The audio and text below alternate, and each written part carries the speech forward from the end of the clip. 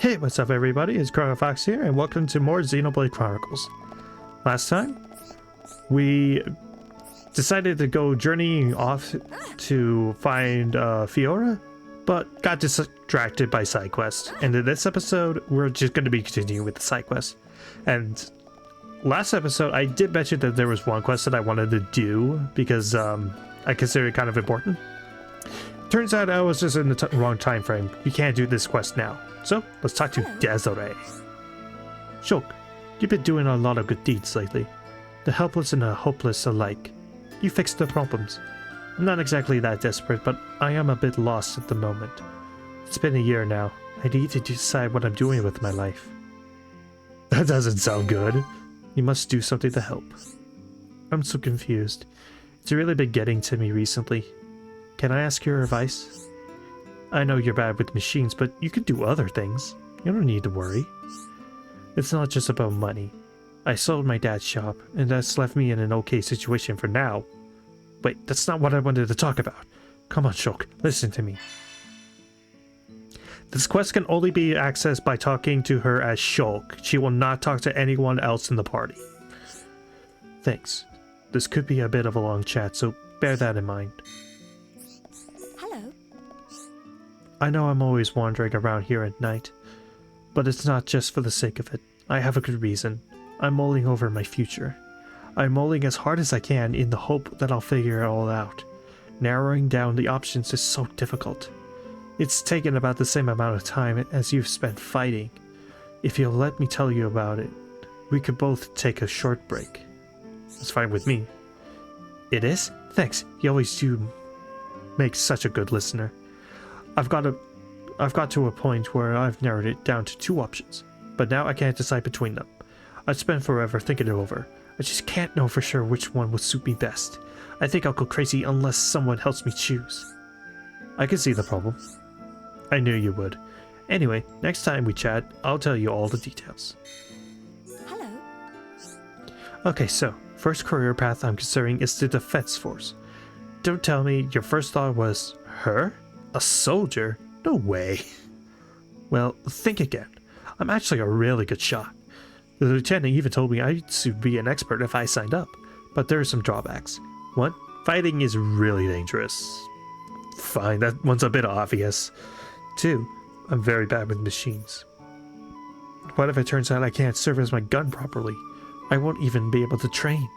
But if it works out, I could do all right for myself. The pay is good, and I think I enjoy the lifestyle. There are definitely some good arguments on both sides. Do you mind if I think it over? Not at all. I certainly spent long enough doing that. Hello. Right, the other career path I might try to go down is being a sculptor. Don't laugh. I've got a budding interest in it. I carved a pendant out of wood. I wouldn't say I'm that good yet, but it's so much fun. I could become Kenny Rohan's pupil and learn properly. There are problems with this option too, though. One, it doesn't pay very well. At all. Me, if I decide to become a YouTuber right now as a full-time career. That's a good reason why I'm doing this as a hobby and not a career. Two, it's not exactly the most social of activities. I'd probably have no one to talk to all day but my own sculptures. Probably not the best career path if I'm trying to land a man. But I do enjoy it a lot. I'm glad everything worked out. It wasn't just me, everyone else. Do you mind? I love it. I know my explanation is a bit long-winded and annoying, but that's just because it matters so much to me. Let's take a deep breath and carry on. I'm nearly finished. Hello. Realistically, I'm sure I'd be able to do either job. I have an innate ability for one and a keen interest in the other. I guess there's no wrong answer. They'll both have ups and downs. But that's exactly why it's so hard to decide. You pick for me instead. Me? But it's your life we're talking about. Your entire life. Don't worry. I won't hold a grudge against you. In fact, I won't have any regrets. Whatever you decide, I'll do it and never look back. But there's no hurry. I'll wait until you've thought about it properly. Hello. Okay, Shulk. Which career path do you think would suit me best? In terms of the long term, soldier is a happier option. You think I'd make a good soldier? It would feel nice to be able to protect people. Maybe I'll even find a nice soldier boy. That part's just between us. Becoming a soldier could set me up for life. Good idea. You're welcome, but I don't think I actually did anything. Oh, stop being so pessimistic. You gave me the push I needed. Now I sort of wish I hadn't. What if it all goes wrong? You worry too much, Shulk. It'll be fine, I guarantee. I never realized before, but you're pessimistic as well sometimes. I think it's nice in a way. It shows how kind and caring you are. But most of the time it's still better to be confident in yourself. You're right. But you should remember to take your own advice, Desiree. True. I really do have to do my best in my new career. Otherwise I'd be eroding your self-confidence as well as mine. That's all the motivation I need. So, thanks for everything. Pretty easy quest. And for our efforts, not only did we get a lot of armor, which I'm probably never going to use since it's all no gem slots, but Shulk's Pessimism skill branch has been unlocked. Yeah, to those who thought that there was only 3 skill branches per character, yeah, no, there's more. So yeah, Shulk gets his 4th skill branch, Pessimism, which increases the ether defense and does these things. Extends time before a vision becomes reality, a very good skill. Reduces aggro drawn from using arts, again, very good considering he's a glass cannon and can't take hits for beans. Increases chance of burst affinity after evasion. Pretty nice. Reduces aggro when damage is taken, again, pretty nice. And grants immunity to debuffs that reduce stats. Very nice. I'll stick to humanity until I wrap this up. But wait, let me. Trying to decide if I want to do integrity after I finish humanity, or if I go straight into pessimism. That's a question for another time. Okay, are there any other quests that are available? I don't think there are, so I'm just gonna go straight into Colony 6.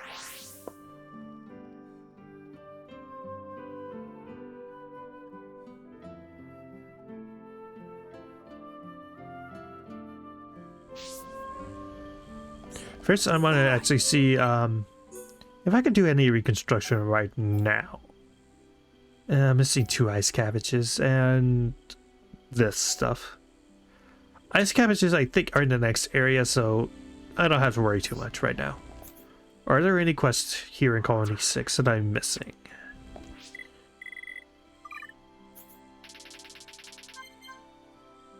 It's 9 o'clock. There is a quest. Hooray.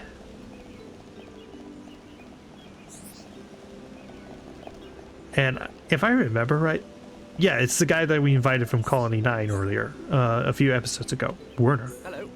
Hello. Psst. You guys, want to make some money? Hear me out. This is a dead cert. Could you go into more detail? Don't worry, it's nothing dodgy. I've got a plan that'll make me the most famous bloke in the colony. But there's something I need before I make it all happen. Wanna know what? Werner's specialty, of course. Selling ether crystals just isn't going to get me where I want to go. But Werner's got a sharp eye for the next big hit, don't you worry. See this flower garden, right? Well, the butterflies love it. They love those flowers and more come every day now. That's where my plan comes in. They'll be my speciality. So, you guys in or out? I'll need a few things to start making up my special products. I'll need flyer wings and flyer straws. Now you're talking. Right then, let's get to work, my new business partners.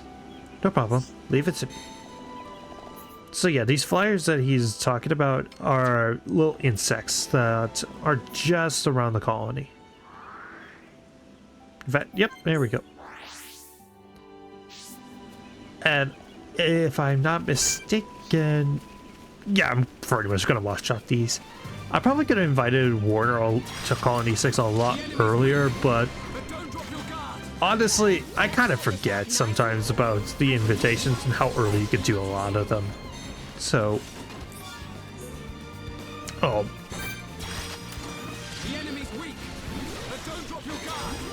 I need silver chests for these guys, don't I? Yeah, looks like it. Oh well.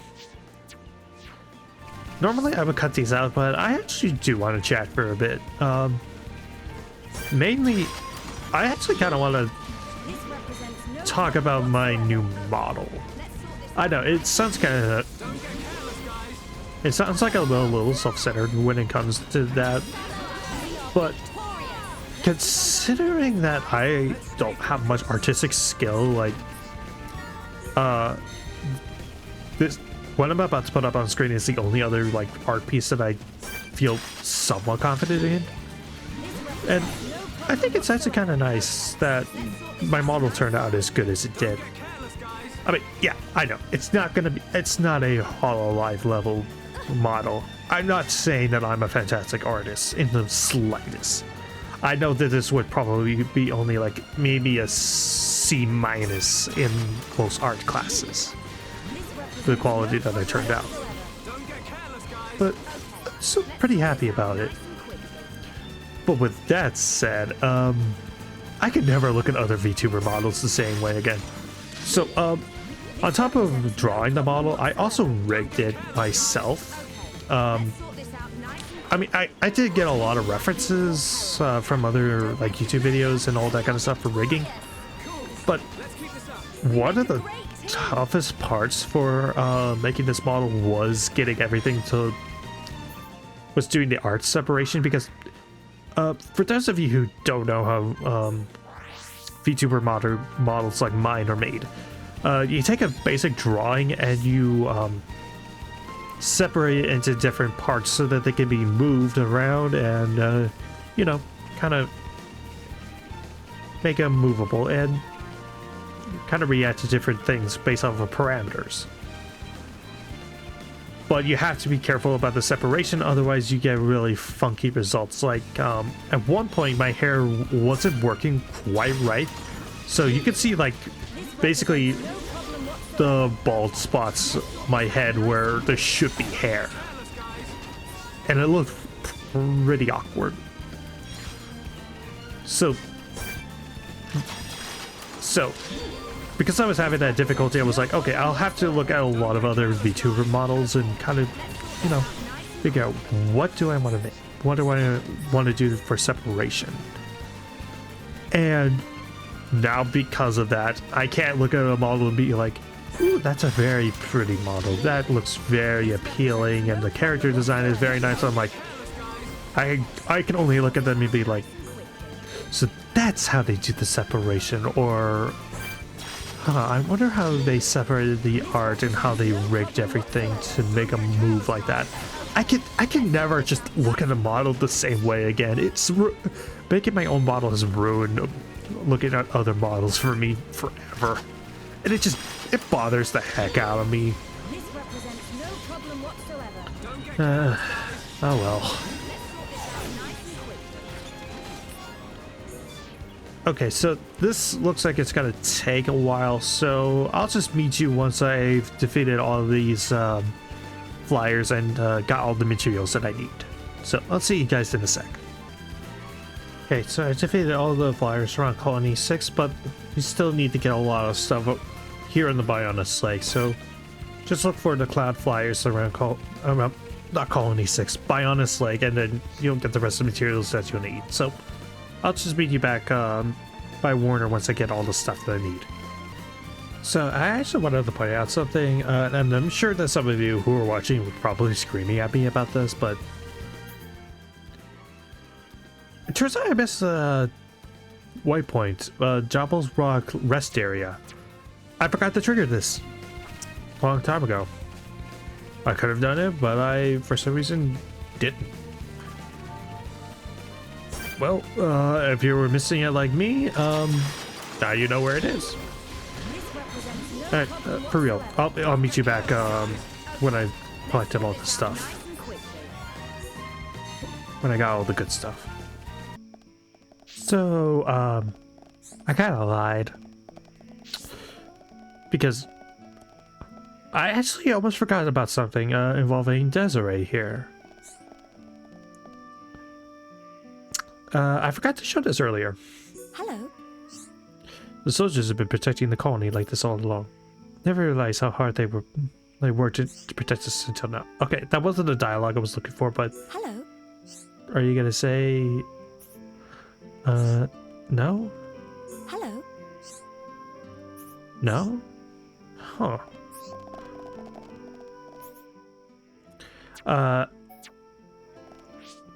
Yeah. It's weird. I could have sworn that... Because I saw it earlier when I was like doing a thing with off-screen grinding, but I didn't show it because, well, it was a spoiler.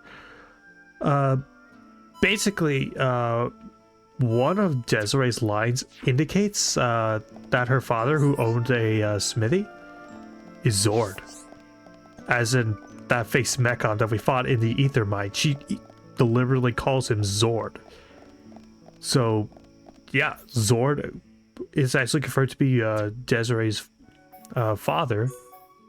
And on top of that, also somehow retained a little bit of his memories from when he was the Hums. Though not a ton based off of the fact that he didn't recognize Shulk or Rhine. When he probably could have, considering, well, they were all from Colony 9. And Desiree does seem to have a thing for Shulk. Hello. So, I need you come through for trusty Werner. Now I can make my butterfly biscuits and my... Well, I suppose I should tell you. My butterfly ribbons. Told you it was embarrassing. They'll make a great tie-in product to go with biscuits, eh? Watch this space, fellow believers. They'll be the next big thing. This time next year, I'll be a millionaire. Right, I've got what to do. Catch you later. Quest complete. And we get Nopal boots. My guess is those were meant for like Satoral Marsh. Okay. Now I just gotta double check to see if there's anything at night. Nope. Then in that case, I think our next area is good old Frontier Village. Oh boy, and I have a feeling that we're gonna have a lot of side quests here. Because this is just kind of the side quest central when it comes to this game.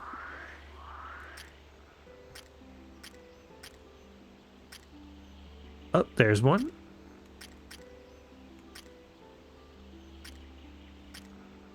There's two. And that's just at nighttime. Oh, wrong one. And during the daytime. There's a third one. A fourth one. A fifth one. Okay. Okay, not as many as I thought that there was going to be, but it's still quite a number of side quests there. Oh. Stop running into the torch mill, yeah. Alright, so let's talk to Pipiki. Do friends know who most amazing Nopon is?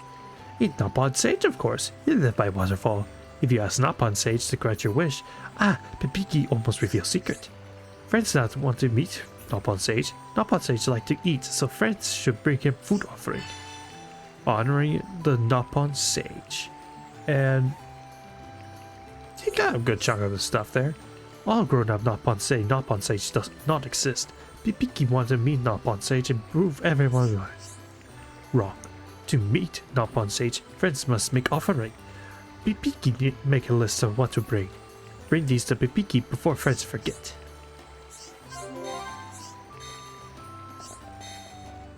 So yeah, we got the juicy lila fish and and at least half the soft cucumbers.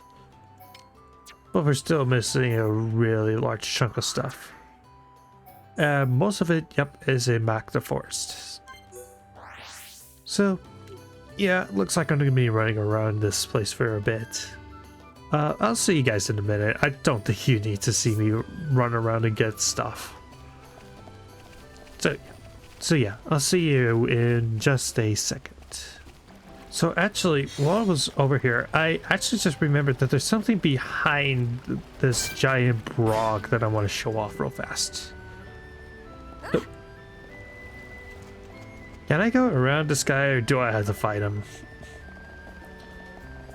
Huh. I have to fight him. That won't take too long. I'm like 10 levels ahead of it, and I've got 2 overpowered characters. Plus a Charla.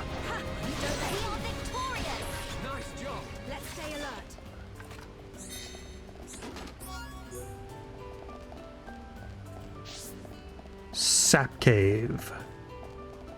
And there's actually 3 item orbs that are needed for a quest later, so I might as well pick them up here. Algora Sap. So yeah, I just wanted to show that off. So once again, I'll just meet you once I get everything that I need. And I'm back. And also, just a quick tip: if you're struggling with getting the benign crickets because they are kind of rare, Migaga here trades them. So just talk to her if you have 3-star affinity with freaking friendship. No, I almost had him. Oh, and looks like Shulk learned a new skill. Causes burst affinity to fill more of the party gauge. Pretty helpful. Alright, turn back the clock a little bit. And yep, there he is.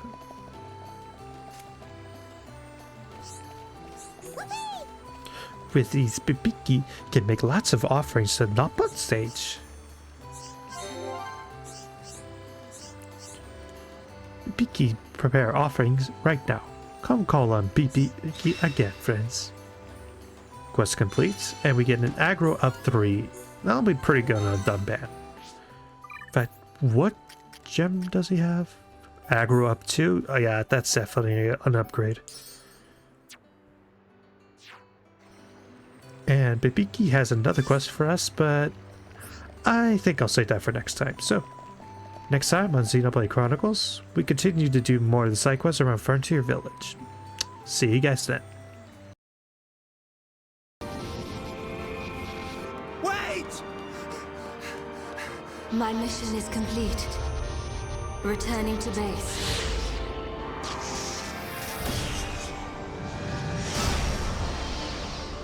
Fiora! It's me, Shulk!